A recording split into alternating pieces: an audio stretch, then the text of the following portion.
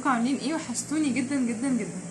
النهارده يا جماعه هنتكلم عن 10 اسباب بتخلينا نستخدم قماش الجوخ في الزينه ومش ورق الكانسون. طبعا ورق الكانسون ليه استخدامات مش هينفع نستخدم فيها قماش الجوخ، لكن النهارده انا عايزه اقول لكم ميزات كتيره جدا جدا هينفع نستبدل فيها الورق الكانسون في الزينه، نستبدله بقماش الجوخ.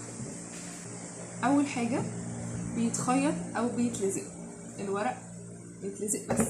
تاني حاجه طري جدا، فلو عندنا اي حاجه بيبقى سهل التغليف جدا غير الورق. تالت حاجه مش بيتطبق، الورق بيتطبق.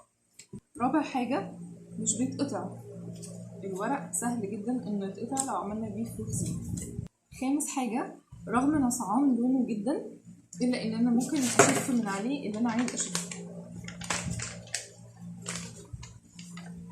سادس حاجة ان الوانه اكتر جدا وزاهية جدا عن الكانسون، غير ان فيه لون البيج اللي هو لون او السيموني اللي هو لون البشرة.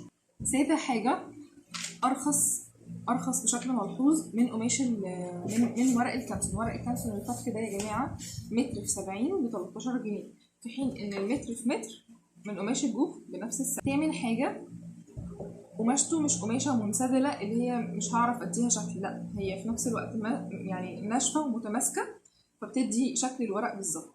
تاسع حاجه لو انا عايزه اعمل منها اشكال 3D هقدر ان انا اخيطها او الزقها وبعدين احشيها بالفايبر.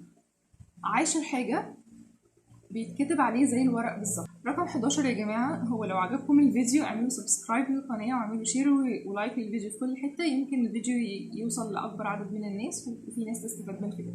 باي باي.